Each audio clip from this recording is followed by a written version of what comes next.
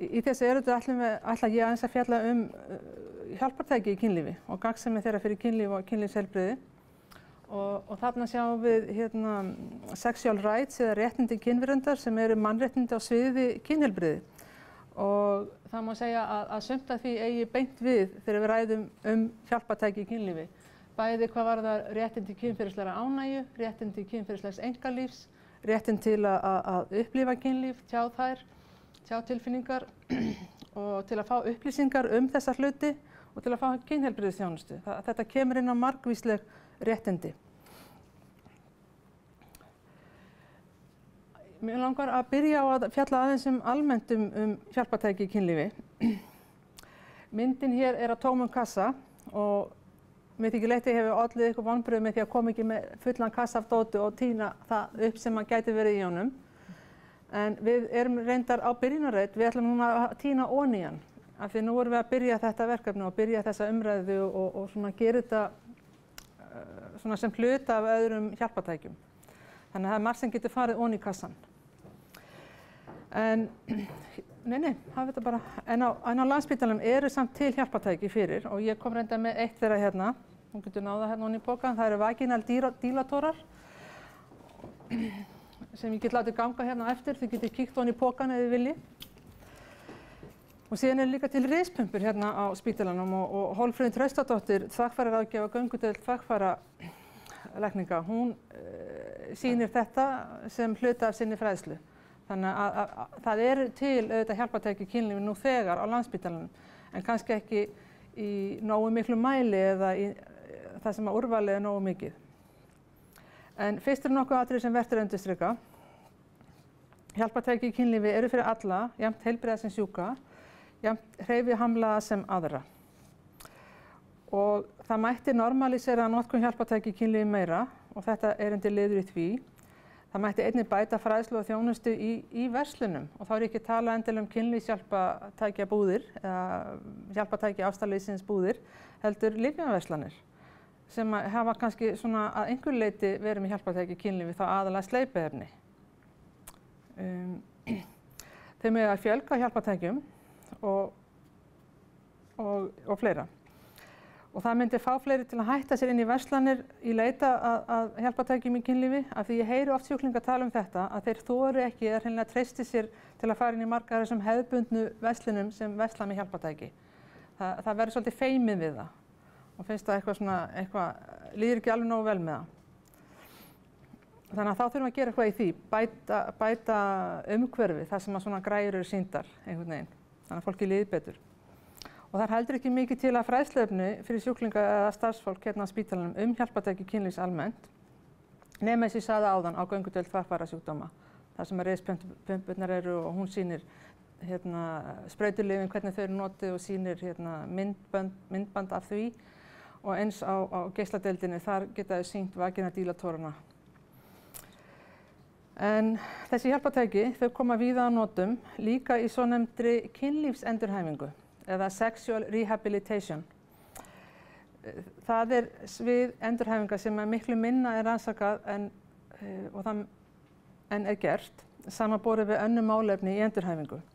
En þetta málefni er smá saman að fá aukna athygli, sérstaklega hvað snertir mænuskaddað einstaklinga. Og það er athyglisvert að kynnast því að það eru ákveðnir sjúklingahópar sem ryðja brautina varðandi aukna umfjöllun þetta málefni, kynlífsheilbrigði. Það eru krabbameinssjúklingar og það eru mænuskaddaðir. Svona ef maður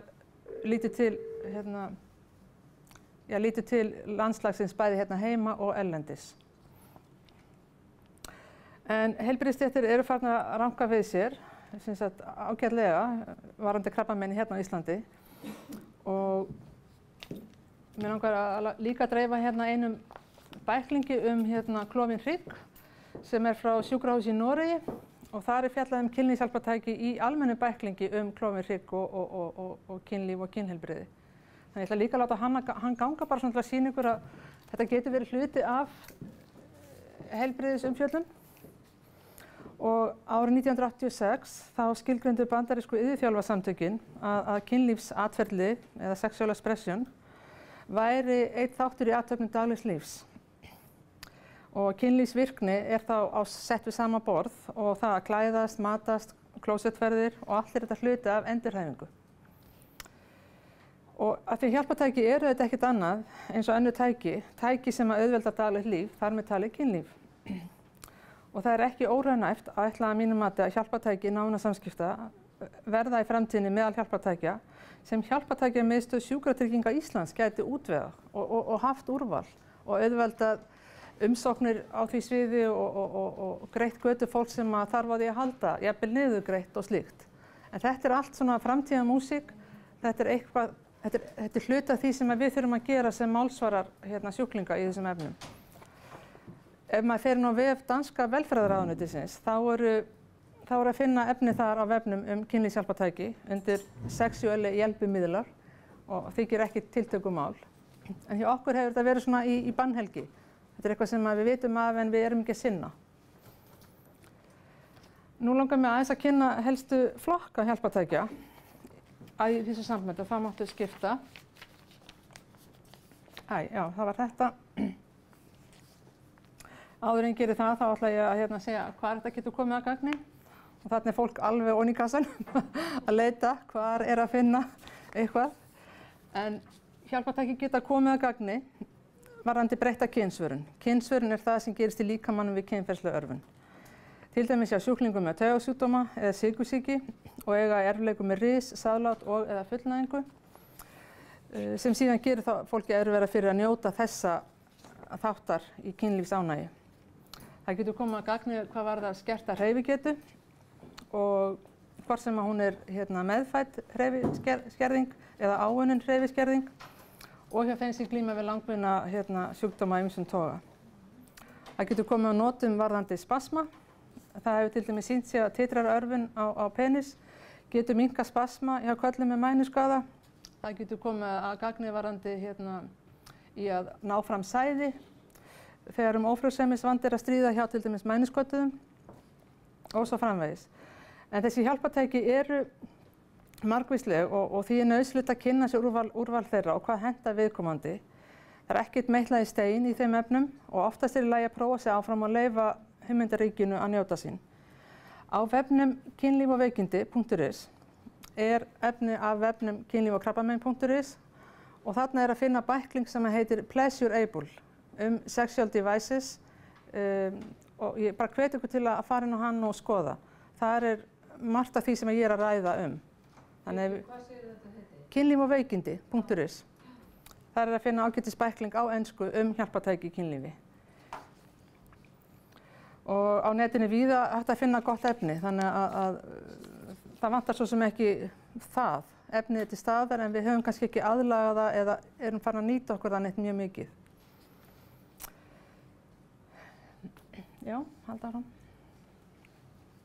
En samhliða ráðgjöf val á hjálpartækjum og hvað getur henta hverjum og einum, þá fer alltaf fram líka fræðsla og ráðgjöf. Og það má nefna atriði eins og að halda bara rútínu.